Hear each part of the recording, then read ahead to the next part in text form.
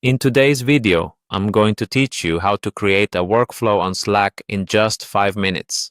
We'll guide you through every step so you can easily automate tasks, boost productivity, and streamline communications in your workspace. First, open up your web browser and navigate to the Slack website. Once there, you'll find the Sign In option prominently displayed in the top right corner of the page. Click on it to proceed. At this point, you'll be presented with several sign-in methods. Choose the Google option, which allows you to use your Google account credentials to access Slack. Follow the prompts to sign in, ensuring your details are all correctly entered. With Slack open, you'll want to direct your attention to the Home tab. You may already be familiar with this space as it's your command center for navigating through channels, messages, and, importantly, the workflow builder. Click on your chosen channel where you plan to create this workflow. To kick off, type in the command /build into the message box. This shortcut brings up the option to Open Workflow Builder. Click on it, which will lead you to the dedicated area for creating and managing workflows. Remember, Workflow Builder is a feature in Slack that allows you to automate everyday tasks.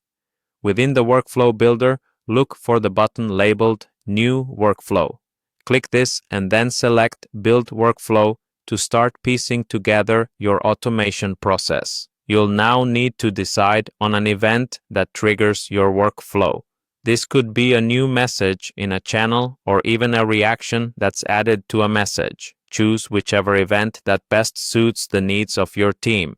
After setting up the initial trigger, you'll then move on to set the parameters for what happens when this event occurs. This critical step determines what actions your workflow will undertake, whether it's sending a new message, prompting users to fill out a form, or capturing data for analysis. Once you've carefully crafted and reviewed your workflow, there's just a little more work to do.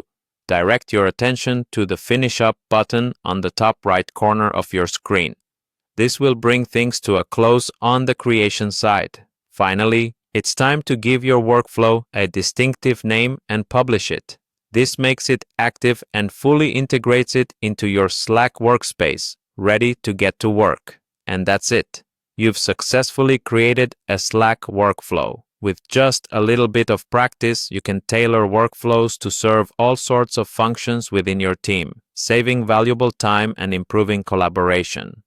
Thank you for joining me today, and I hope you find these steps as easy and straightforward as I promised.